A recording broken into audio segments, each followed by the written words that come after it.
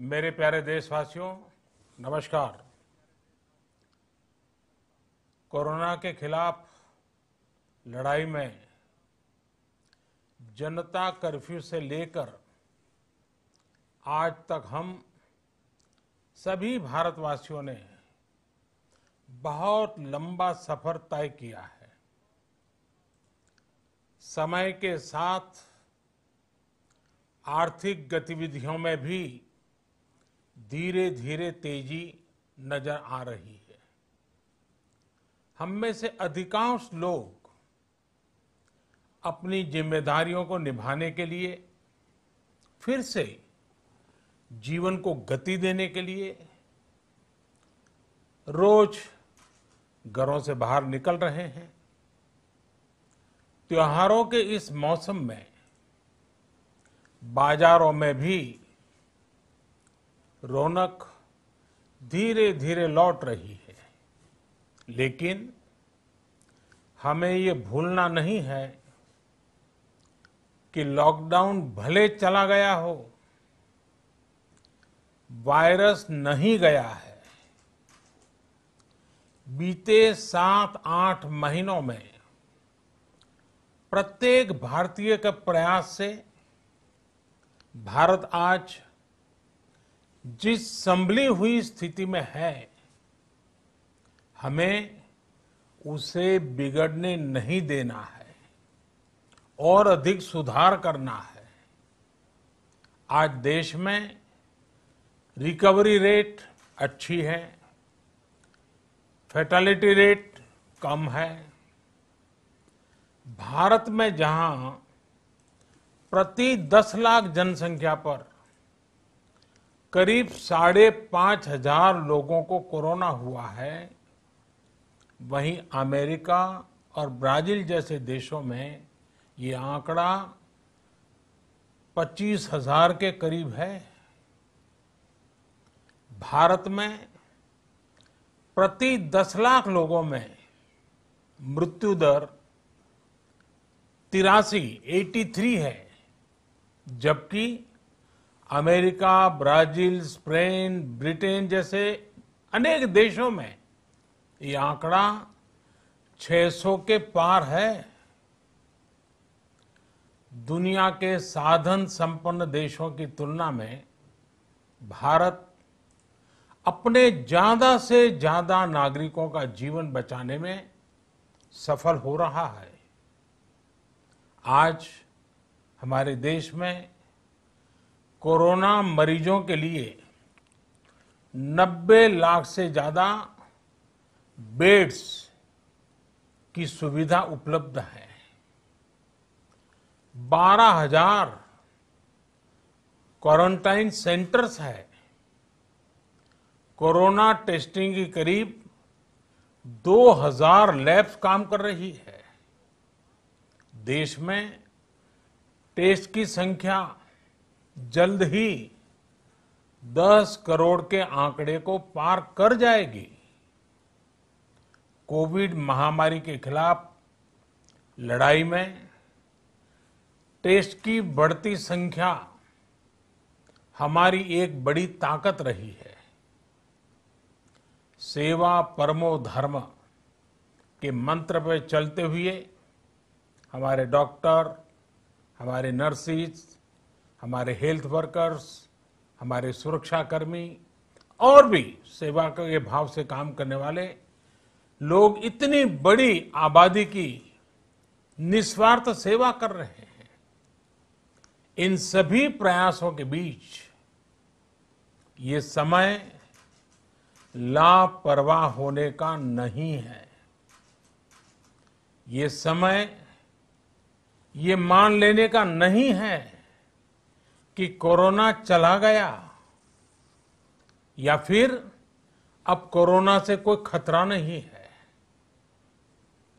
हाल के दिनों में हम सब ने बहुत सी तस्वीरें, वीडियो देखे हैं जिनमें साफ दिखता है कि कई लोगों ने अब सावधानी बरतना या तो बंद कर दिया है या बहुत ढिलाई ले आए हैं। ये बिल्कुल ठीक नहीं है। अगर आप लापरवाही बरत रहे हैं, बिना मास्क के बाहर निकल रहे हैं, तो आप अपने आप को, अपने परिवार को, अपने परिवार के बच्चों को, बुजुर्गों को उतने ही बड़े संकट में डाल रहे हैं। आप ध्यान रखिए, आज अमेरिका हो या फिर यूरोप के दूसरे देश, इन देशों में कोरोना के मामले कम हो रहे थे, लेकिन अचानक से फिर से बढ़ने लगे हैं और चिंताजनक वृद्धि हो रही है। साथियों, संत कबीरदास जी ने कहा है, पक्की खेती देखी के, पक्की खेती देखी के गर्व किया किसान, अजहू जोला बहुत है, अजहू जोला बहुत है, घर आवे तब जान। अर्थात कई बार हम पक्की हुई फसल देखकर ही अति आत्मविश्वास से भर जाते हैं कि अब तो काम हो गया, लेकिन जब तक फसल घर न आ जाए तब तक काम पूरा नहीं मानना चाहिए। यही कबीरदास जी कह के गए हैं। यानी जब तक सफलता पूरी न मिल जाए, लापरवाही नहीं करनी चाहिए। साथियों, जब तक इस महामारी की वैक्सीन नहीं आ जाती, हमें कोरोना से अपनी लड़ाई को रत्ती भर भी कमजोर नहीं पड़ने देना है। बरसों बाद हम ऐसा होता देख रहे हैं कि मानवता को बचाने के लिए युद्ध स्तर पर पूरी दुनिया में काम हो रहा है।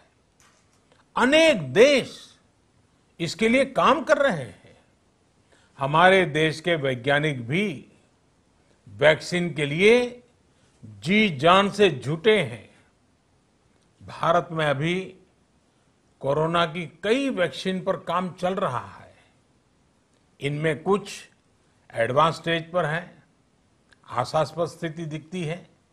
साथियों, कोरोना की वैक्सीन जब भी आएगी, वो जल्द से जल्द प्रत्येक भारतीय तक कैसे पहुंचे, इसके लिए भी सरकार की तैयारी जारी है।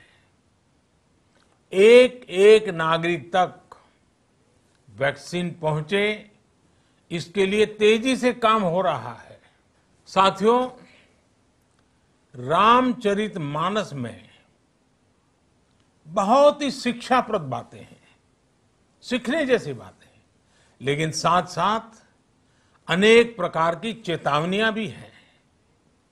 जैसे रामचरितमानस में बहुत बड़ी बात कही गई है, रिपु रुज पावक पाप, रिपु रुज पावक पाप, प्रभु अहि गनीय न छोट करी।